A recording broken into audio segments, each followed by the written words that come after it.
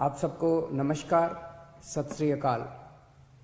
आज पूरा देश देख रहा है, हमारे देश का किसान कड़ी ठंड में रात को आसमान के नीचे खुली सड़क पे सो रहा है। ये सोच के सारी रात नींद नहीं आती। आज कोई भी देशभक्त ये देख के चैन की नींद नहीं सो सकता। ये लड़ाई सिर्फ हमारे किसान भाइयों की नहीं है, ये हम सब की लड़ाई है। जरा सोचिए, जो 2 वक्त की रोटी हम खाते हैं वो हमारे किसान भाइयों की मेहनत की उगाई हुई होती है। हम सबको इस लड़ाई में अपने किसान भाइयों का साथ देना है। कल पंजाब के मुख्यमंत्री ने मुझ पे आरोप लगाए कि दिल्ली में मैंने ये काले कानून पास कर दिए। इतने नाजुक मौके पे भी इस तरह की गिरी हुई राजनीति कैप्टन साहब कैसे कर सकते हैं? ये तो तीनों केंद्र के कानून हैं।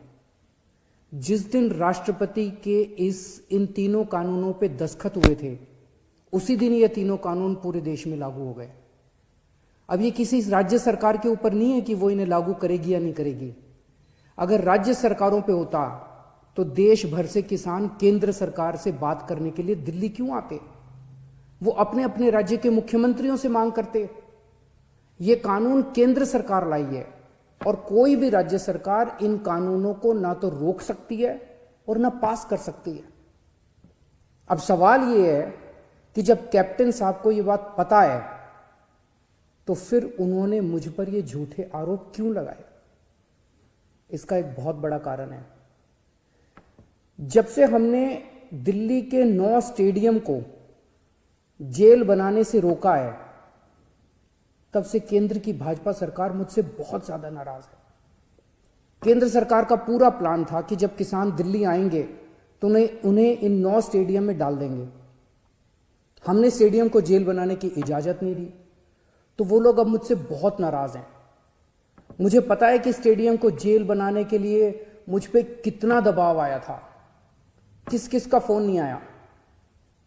लेकिन जिंदगी में कुछ ऐसे मौके आते हैं जब आप अपने जमीर की सुनते हो, नतीजे की परवाह नहीं करते।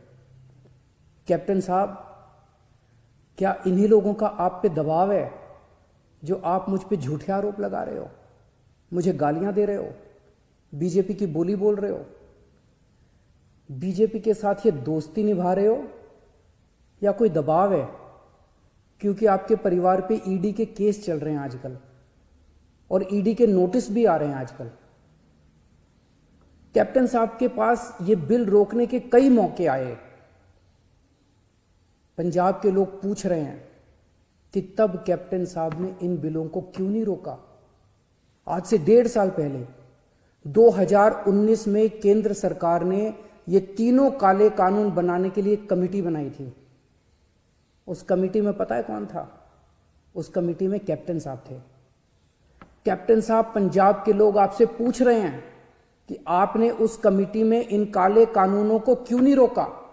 आपने कमेटी में एक बार भी इन काले कानूनों का विरोध क्यों नहीं किया? आपने बाहर आके लोगों को क्यों नहीं बताया कि केंद्र सरकार इतने खतरनाक कानून बनाने जा रही है? कैप्टन साहब, आपके पास 1 नहीं, 2 नहीं, 3 नहीं, इतने मौके आए जब आप इन बिलों को रोक सकते थे। आज पंजाब का किसान आपसे पूछ रहा है कि आपने ये बिल क्यों नहीं रोके। आज दिल्ली की सरहद पे पंजाब का किसान है और देश की सरहद पे उसी किसान का बेटा पंजाब का जवान है।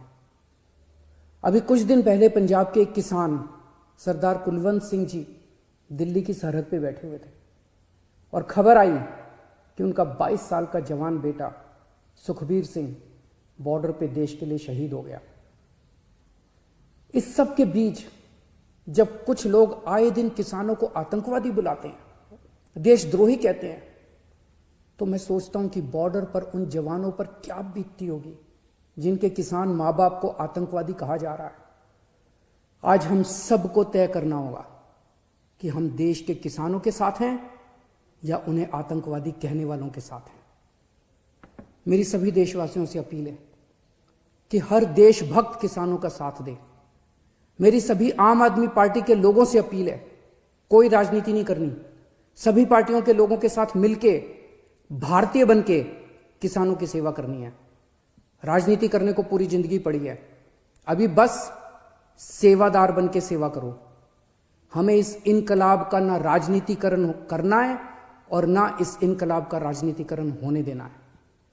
मेरी केंद्र सरकार से अपील है कि किसानों को सभी मांगे किसानों की तुरंत मानी जाएं और एमएसपी की गारंटी को कानून में डाला जाए। जय हिंद।